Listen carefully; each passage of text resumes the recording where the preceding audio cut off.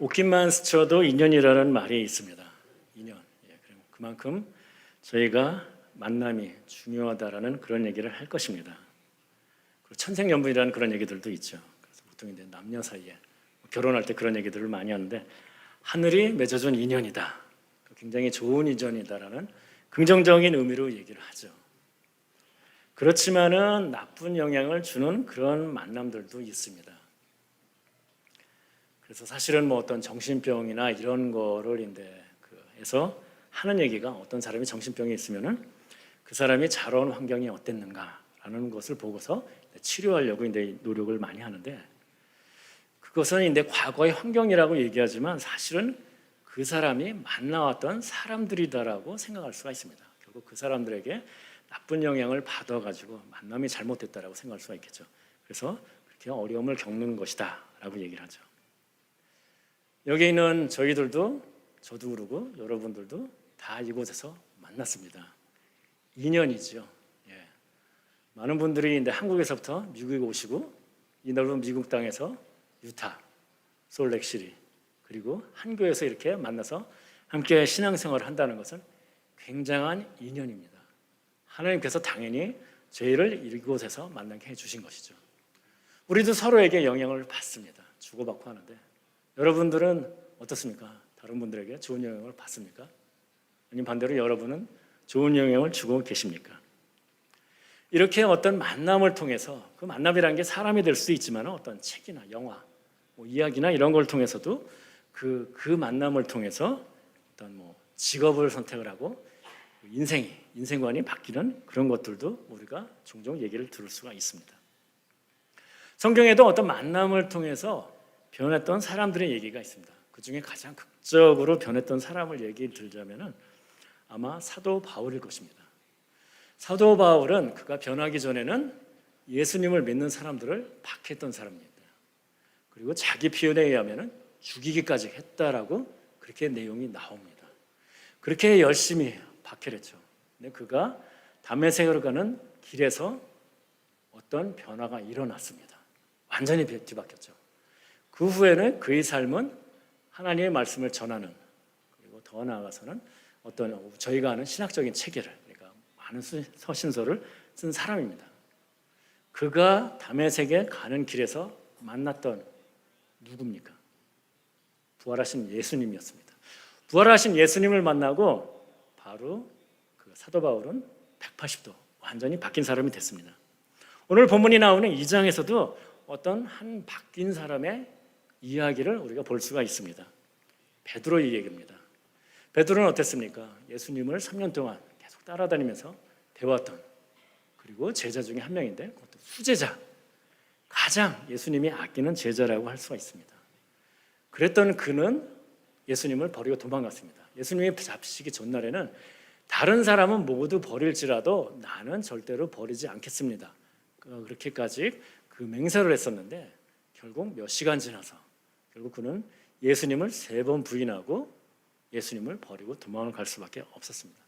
나약한 존재의 모습을 보여주는 것이라고 할 수 있습니다. 근데 오늘 그 사도행전 2장에 보면은 그가 설교를 합니다. 그리고 3,000명이 변화하는 그런 놀라가 역사가 있었습니다. 무엇이 베드로를 변하게 했을까요?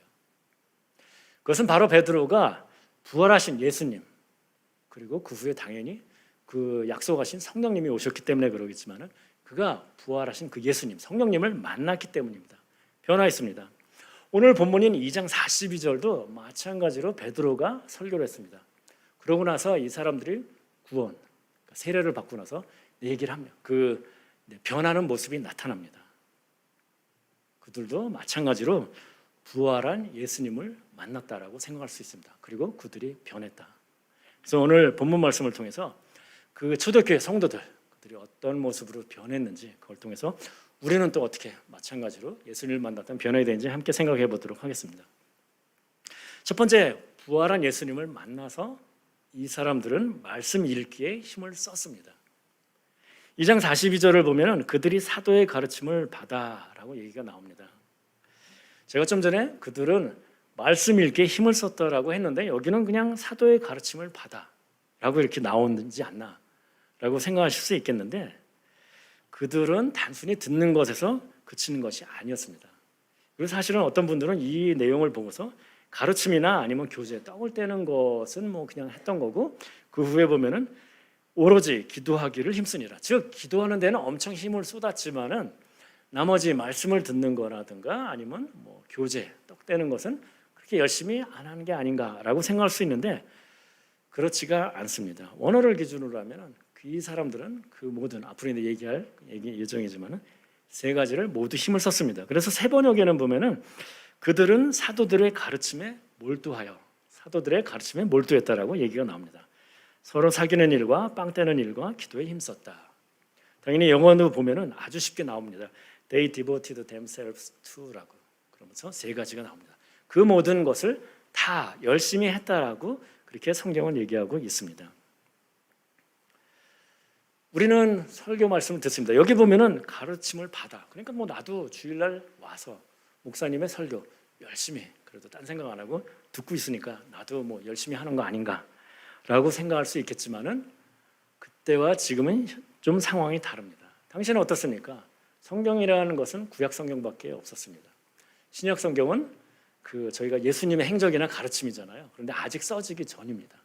즉 그 예수님의 제자들이 예수님에 대해서 가르치는 내용을 가지고 의존할 수밖에 없었습니다. 구약 성경도 마찬가지입니다. 두루마리로 돼 있었는데 일단은 뭐 구할 수도 없었습니다. 보통 사람들은 비쌌겠죠, 당연히. 그리고 만일 그것을 구할 수 있다라고 해도 히브리어로 돼 있는 것을 읽을 수가 없었습니다. 보통 사람들은. 그렇기 때문에 사실 그들 입장에서는 듣는다는 것이 우리 기준으로 하면은 성경을 읽는 것과 마찬가지입니다. 그리고 그들은 즉 몰두했다. 요즘 기준으로 하면은 성경을 읽는 것에 굉장히 열심이었다라고 생각할 수가 있습니다. 지금은 어떻습니까? 저희가 성경책을 누구나 다 가지고 있죠. 예. 그리고 아니면은 그 조그만 셀폰 안에도 성경이 들어가 있습니다. 그래서 어느 곳에든지 성경을 비교적 이렇게 쉽게 읽을 수가 있습니다. 그런 측면에서 보면은 정말 우리는 축복받은 세대입니다. 성경을 우리가 쉽게 읽을 수 있다. 그런 측면에서 우리는 그 초대교회 성도들이 했던 것과 같이 성경을 직접 읽어야 됩니다. 하나님의 뜻을 알아가야 합니다. 지난주 하나님의 영광, 삶의 목표는 하나님의 영광이 되어야 된다라고 얘기했고, 그 다음에 그러기 위해서는 하나님의 뜻대로 사는 삶. 하나님 뜻대로 살려면 어떻게 해요? 하나님이 원하시는 건지 뭔지 알아야 되잖아요. 즉 성경을 통해서, 성경 읽는 것을 통해서 우리가 그것을 이루어야 된다라고 얘기할 수 있습니다. 어떤 분은 그렇게 얘기할 것입니다. 나는 그래도 뭐 성경은 적어 못 읽지만은 인터넷에 나오는 여러 목사님들 설교는 열심히 그래도 듣고 있습니다라고. 안 읽는 것보다는 낫다라고 생각할 수도 있겠지만은 위험성도 좀 있습니다. 조정민 목사님, 좀 유명하신 분이죠. 그분이 이렇게 얘기를 했습니다. 설교는 비타민과 같은 것이다. 즉 무엇이에요? 좋기는 하지만은 그것이 주식이 될 수는 없죠. 즉 무엇입니까? 주식은 성경이 됩니다. 그리고 그것을 남이 설명해 주는 것이 아니라 직접 읽어야 됩니다. 그래서 깨달아 알아야 되는 것입니다. 마찬가지로 위험성이 있다라고 얘기를 했는데, 사실은 목사님이란 이름으로 그 유튜브 같은 데 나오는 것 중에는 여러 가지 교단이 있죠. 그리고 나가서는 어떤 이단이나 이런 것들이 있을 수가 있습니다.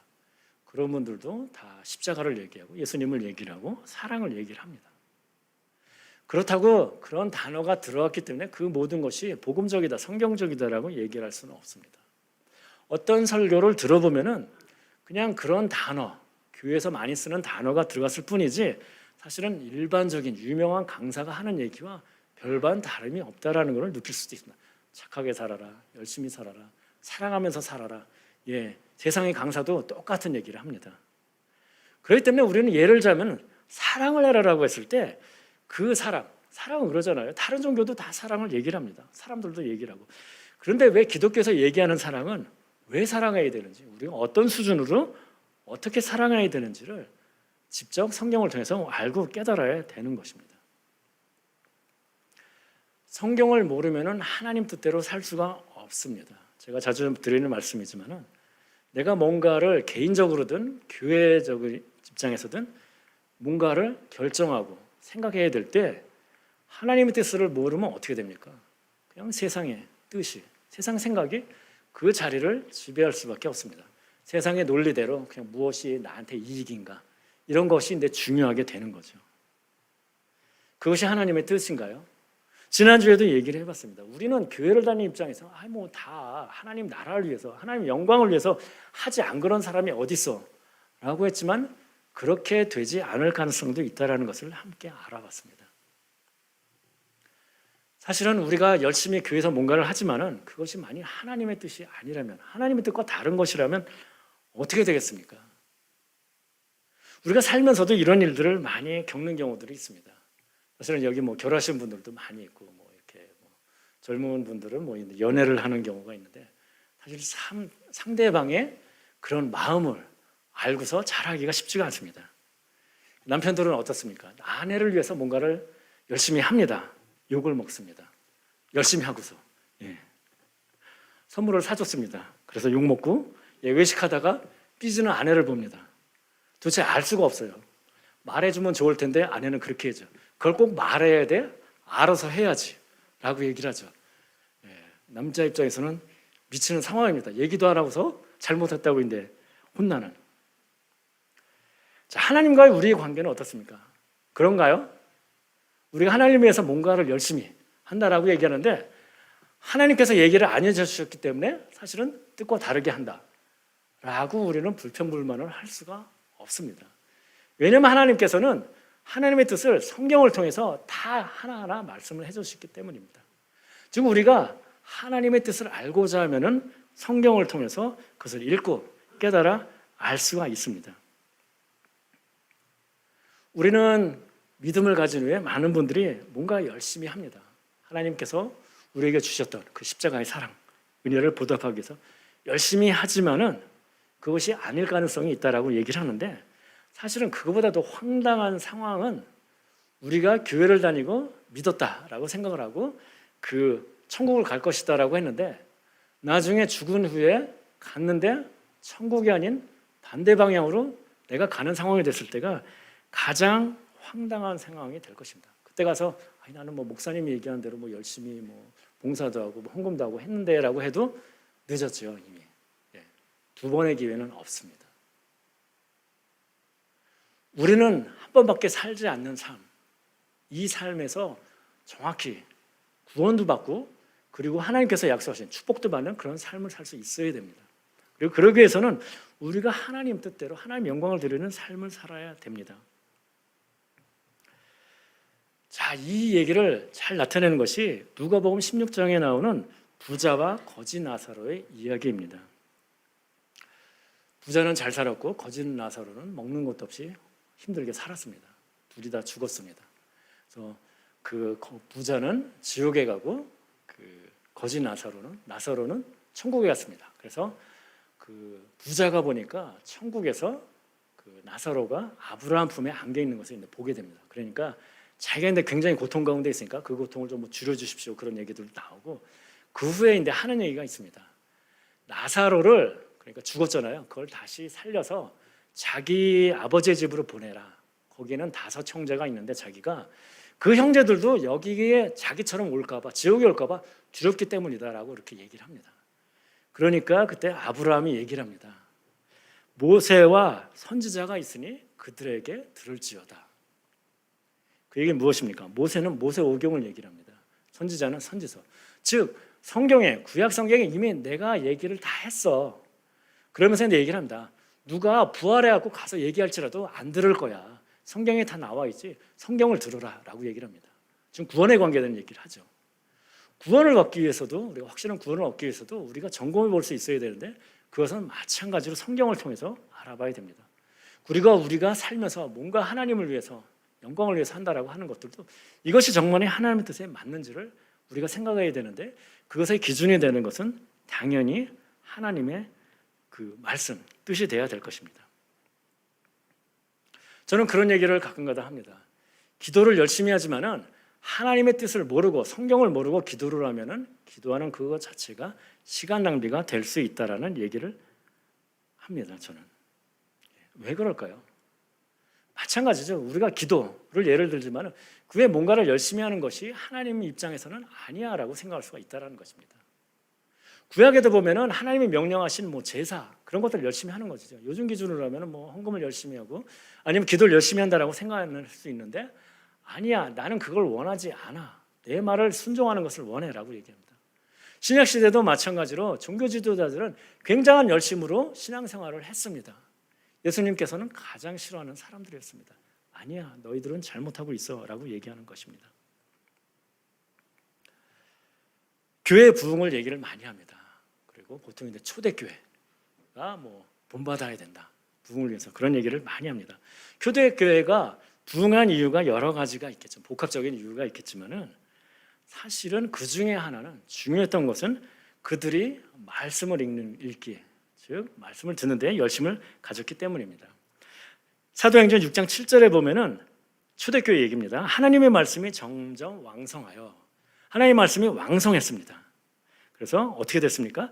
예루살렘에 있는 제자의 수가 점점 심히 많아지고 하나님의 말씀이 그 교회에 굉장히 많았고 읽는데 열심이었고 그렇기 때문에 제자가 많았다고 얘기를 하고 있습니다. 말씀을 그렇게 열심히 했던 사람들은 당연히 하나님의 뜻대로 살기를 원했을 것입니다. 하나님의 영광을 드리는 그런 삶을 살았을 것입니다. 당연히 하나님 입장에서는 축복, 부흥이 있을 수 있었겠죠. 그리고 믿지 않는 사람들 입장에서도 마찬가지입니다.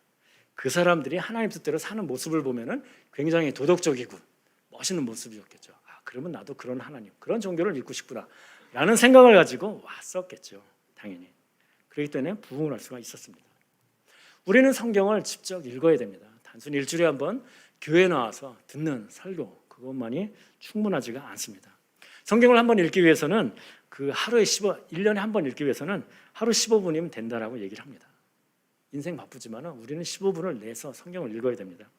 만약 그 15분이 내가 없어서 못한다라고 하면은 어떻게 보면 여러분의 인생에서의 우선순위가 잘못된 것이라고 생각할 수가 있습니다. 여기 있는 분들도 부활의 예수님을 만났던 초대교회 사람들처럼 성경 읽기 더욱더 힘을 쓰시면서 하나님 뜻대로 하나님의 영광을 드리는 삶을 사시기를 주님의 이름으로 축복합니다. 그들은 부활의 예수님을 만난 후에 기도에 힘썼습니다. 좀 얘기했지만은 오로지 기도에 힘썼다라고 얘기를 합니다. 기도가 중요하죠. 예, 저도 강조하고 많은 분들이 강조를 합니다. 자, 이 사람들은 초대교회 사람들은 무엇을 위해서 어떤 내용으로 기도를 했을까요? 우리는 기도를 할 때 많은 경우에 여러 가지 뭐 다 돌려서 얘기하지만은 많은 경우에는 내 자신을 위해서, 그러니까 궁극적으로 다시 얘기하지만 돌려서 얘기할지라도 돈을 많게 벌게 해주세요. 아니면 더 승진 잘하게 해주세요. 높은 자리에 오게 해주세요. 아니면 결혼하시고 자식이 있고 그러면 자식이 잘 되게 해주세요. 좋은 학교 가게, 대학 가게 해주세요. 그런 기도를 많이 합니다. 기본적으로 나를 중심으로 얘기를 합니다. 아무리 돌려 얘기할지라도 그 마음이 있다는 것을 여러분이 부인할 수가 없을 것입니다. 많은 시간을 그걸로 할애를 합니다.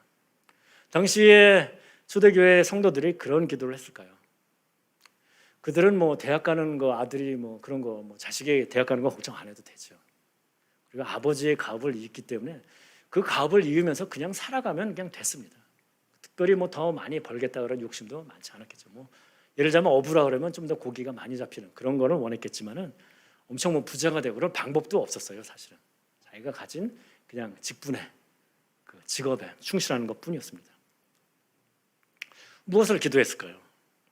사도행전 2장 44절 45절에 보면은 믿는 사람이 다 함께 있어 모든 물건을 서로 통용하고 또 재산과 소유를 팔아 각 사람의 필요에 따라 나눠주며, 자기 있는 것까지 내놓으면서 나눠주었다라고 얘기를 합니다. 이런 사람들이 돈을 말게 해주십시오라고 그렇게 기도하지는 않았을 것이라고 생각이 듭니다. 사도행전 1장 14절에 보면은 여자들과 예수님의 어머니 마리아와 예수의 아들들과 더불어 마음을 같이하여 오로지 기도에 힘쓰더라. 이건 이제 우리가 잘 아는 마가의 다락방에서 한 120명 정도가 모여서 기도한 얘기입니다. 예수님이 승천하신 이후에 그 예수님께서 약속하신 그 성령님이 오시는 것을 기다리면서 기도를 했죠. 이 사람들은 무슨 기도를 했을까요? 방금 전에도 얘기했지만 성령님을 기다리면서 하나님의 나라가 이 땅에서 이루어지게 해달라고 그런 기도를 했을 것입니다. 나를 위한 기도가 아니라 남을 위한 기도, 하나님 나라를 위한 기도를 했을 것입니다. 그 외에도 사도행전에 보면은 그 초대교회 성도들이 기도했다는 얘기들이 많이 나옵니다.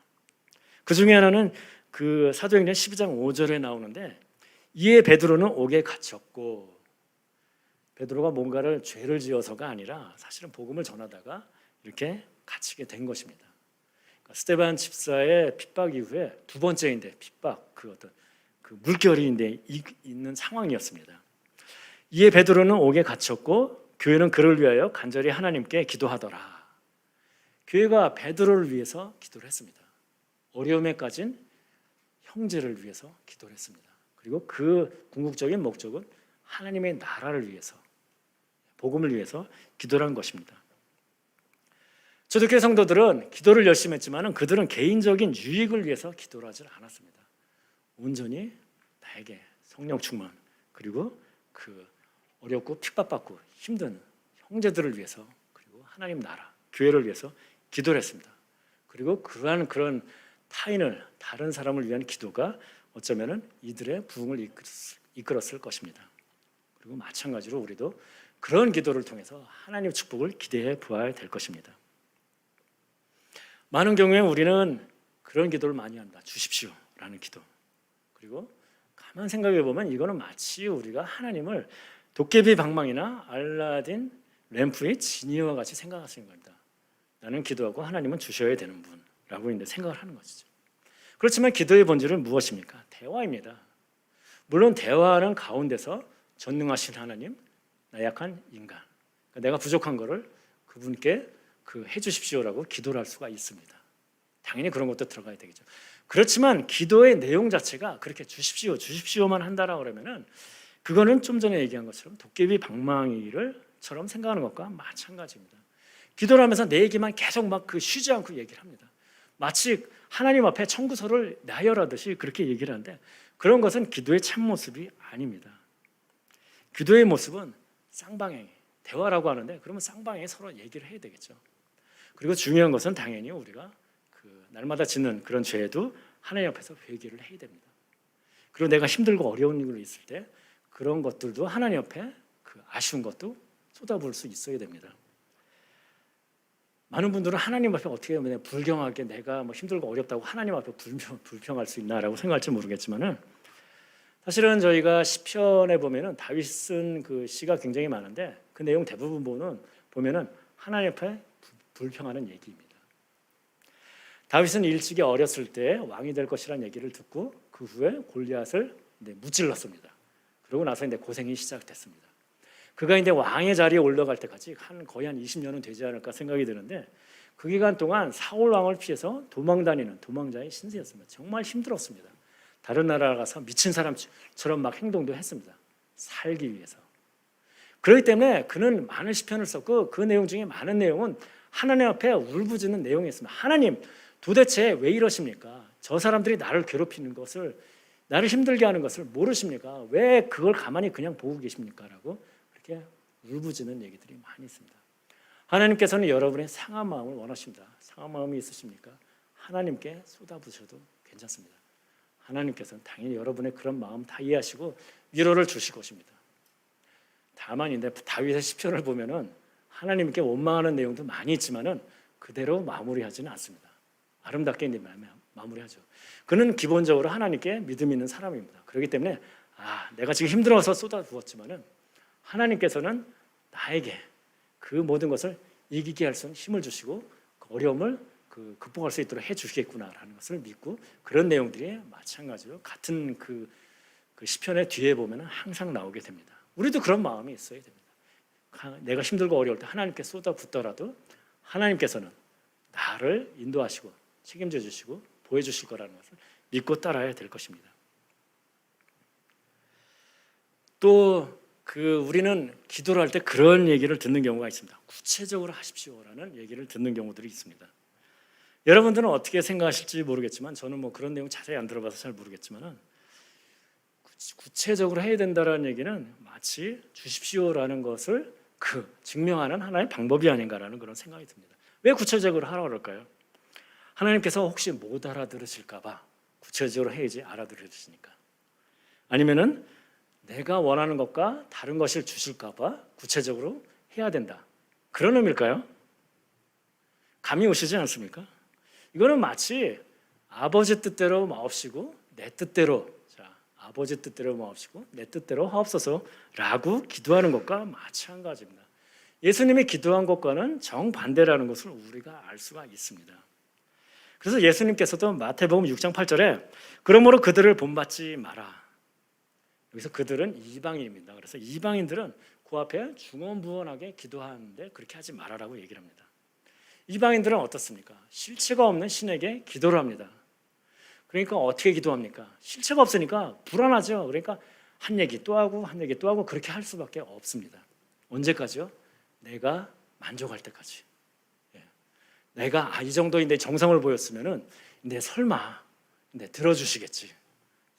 그런 마음으로 한 얘기 또 하고 한 얘기 또 하고 그렇게 해서 이 정도면 됐어라고 할 때까지 할 수밖에 없습니다. 그러므로 그들을 본받지 마라. 구하기 전에 너에게 있어야 할 것을 하나님 너의 아버지께서 아시느니라라고 얘기를 하십니다. 안 구해도 아무 말 안 해도 내가 다 알아서 해줄게라고 얘기하십니다. 이 얘기를 하면 어떤 분은 그러십니다. 내가 아무것도 안 구했는데 아무것도 안 주시던데라고 생각하실지 모르겠습니다. 그렇지만은 하나님과 인간은 다릅니다. 내가 생각했을 때 나에게 최선과 하나님이 보시기에 나에게 최선은 다릅니다. 그리고 오늘 박철희 장로님도 기도해 주셨지만은 하나님께서는 언제나 오르십니다. 나를 바라볼 때 내가 필요한 것이 무엇인가를 보는 그 하나님의 관점도 항상 오르십니다. 그렇기 때문에 하나님께서 나에게 내가 원하는 걸 기도해 주시지 않았지만은 그것이 나에겐 최선이기 때문에 안 들어주시는 것이 될 것입니다.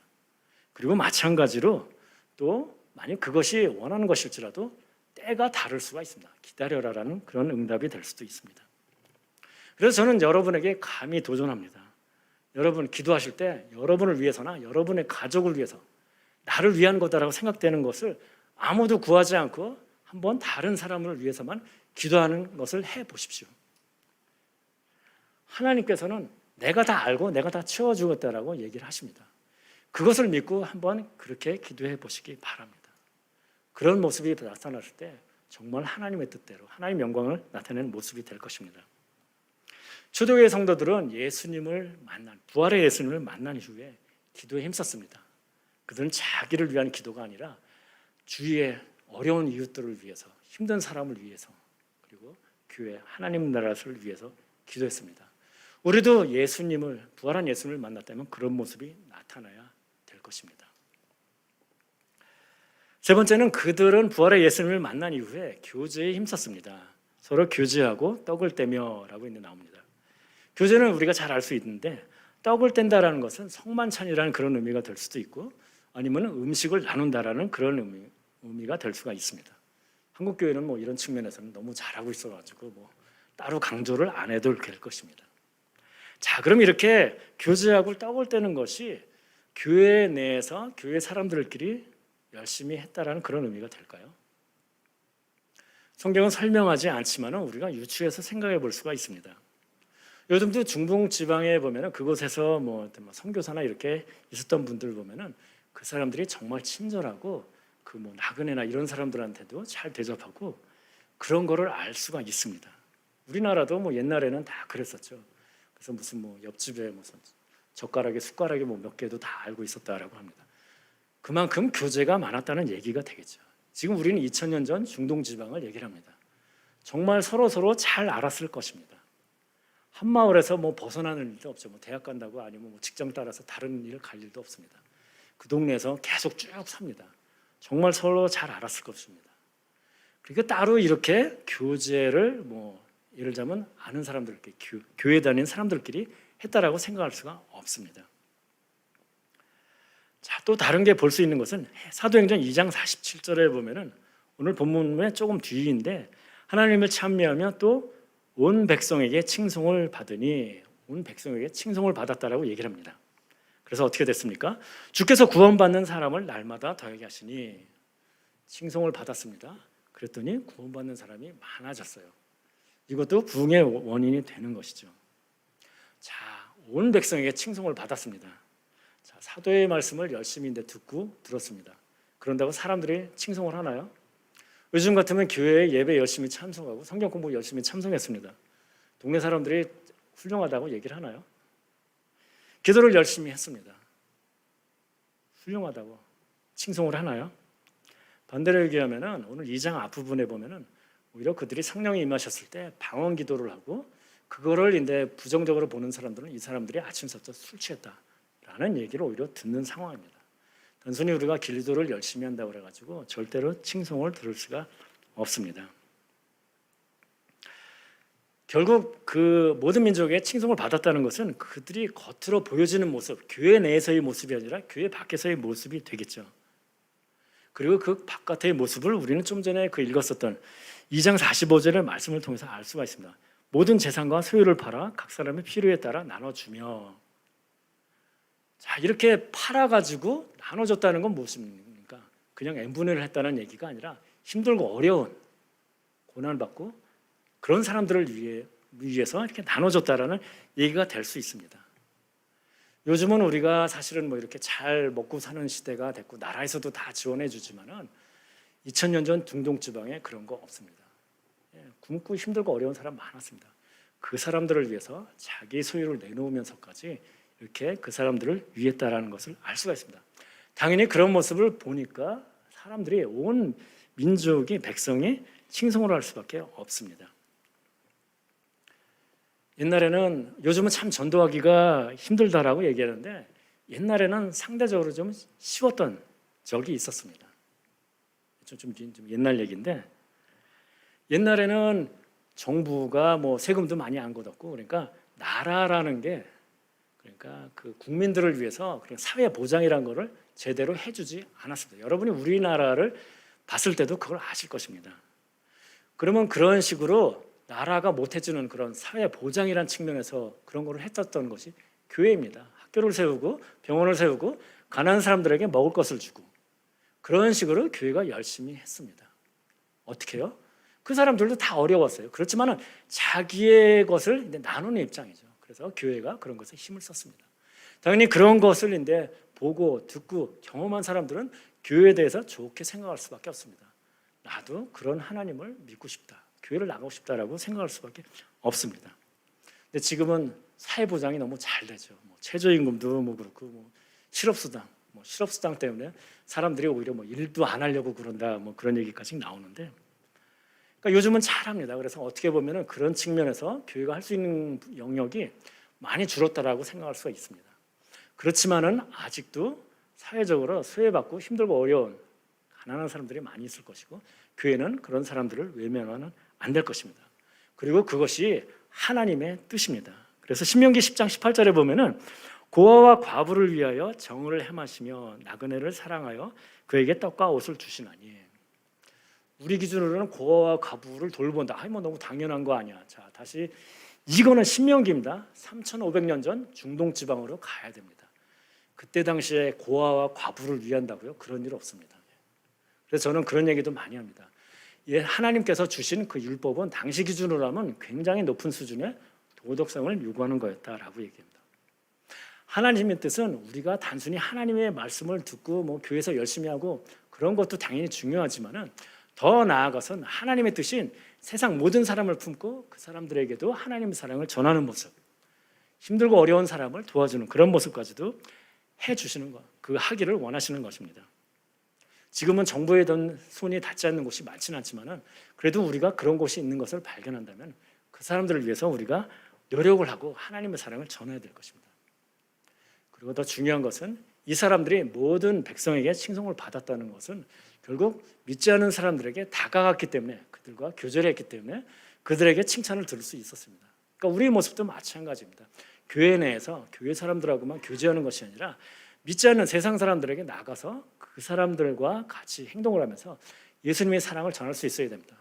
그리고 나의 모습을 보고서 세상 사람이 보고서 야, 이 사람은 정말 훌륭한 사람이구나. 요즘 뭐 도덕이 땅에 떨어지고 뭐 정말 뭐 그런 얘기를 듣는 세상에서 아, 이 사람은 다르구나 라는 그런 모습을 보일 수 있어야 되고 그걸 통해서 아, 그러면 나도 저 사람이 믿는 교회 그런 하나님을 믿고 싶다라는 마음이 들어야 될 것입니다. 초대교회 성도들은 교제에 힘을 썼습니다. 그리고 어려운 사람을 도왔습니다. 그리고 그 교제라는 것은 단순히 교회 내에서뿐만 아니라 교회 밖에 있는 사람들을 향한 그런 모습이었습니다. 그래서 저희들도 교제 좋지만은 그것이 힘들고 어려운 사람 그리고 세상에 있는 사람들을 향한 모습이 되어야 될 것입니다. 말씀을 마치고자 합니다. 일주일 후에는 부활절입니다. 그런데 고난 주간을 갈 텐데 사도들이 전했던 주요 메시지는 예수님께서 부활하셨다라는 것입니다. 그리고 그들이 그렇게 여러 가지 종교 지도자들과 갈등을 맺었었던 이유는 바로 예수님이 부활하셨다라는 것을 전했기 때문입니다. 왜냐하면 그들이 예수님을 못 박았기 때문에, 죽였기 때문에. 근데 그분이 부활했다라고 하니까 종교 지도자들 입장에서는 참 황당한 상황이 되는 것이죠. 초대교회 사람들, 바울도 그러고 베드로도 그러고 초대 성도들은 부활한 예수님을 만났고 그들은 힘을 썼습니다. 그리고 변했습니다. 우리도 마찬가지로 부활의 예수님을 만난다면 변해야 될 것입니다. 그리고 그 첫걸음으로서 우리는 말씀 읽는 것에 그리고 하나님과의 대화라는 측면에서 기도 그리고 교제에 힘을 써야 될 것입니다. 여러분은 어떻게 그 부활하신 예수님을 만나셨나요? 그건 사실은 어떻게 보면 구원, 믿음을 갖는 데 첫걸음이 될 수가 있습니다. 여러분이 그 믿음을 갖고 구원을 받았다고 하면은 그런 부활의 예수님을 만났다면은 여러분이 삶이 변해야 될 것입니다. 우리는 여러 가지로 삶에서 그 교회 내에서 여러 가지 열심히 할 수 있습니다. 예배도 열심히 나오고 모임하고 봉사하고 헌금하고 열심히 할 수 있습니다. 당연히 교회를 이루어 나가는 데서 중요한 것입니다. 당연히 해야 되는 것이지만은 어떻게 보면 하나님께서 더 중요하게 이쁘게 보시는 것은 하나님의 말씀을 알아가고 하나님과 교제하면서 하나님 말씀대로 그런 사는 모습일 것입니다. 그리고 그 모습이 교회 내에서뿐만 아니라 교회 밖에 있는 세상 사람들에게도 보여줌으로써 하나님 예수님께서 보여줬던 그 사랑을 전하고 그 사람들도 나도 그런 하나님 그런 종교를 믿고 싶구나라고 생각해야 될 것입니다. 초대교회는 하나님의 그들이 부활의 예수님을 만난 이후에 변했습니다. 말씀에 힘썼고 기도에 힘썼고 교제에 힘을 썼습니다. 결국 온 로마에 그 복음이 전파되고 그 다음에 국교까지 되고 그리고 우리가 잘 알다시피 기독교의 역사는 서양의 역사가 되는 그런 놀라운 역사가 있었습니다. 우리가 지금 이렇게 교회에서 이렇게 믿음을 가질 수 있었던 것도 어떻게 보면 이 초대교회 성도들의 부활한 예수님을 만난 이후에 변화된 모습을 통해서 시작됐다라고 생각할 수가 있습니다.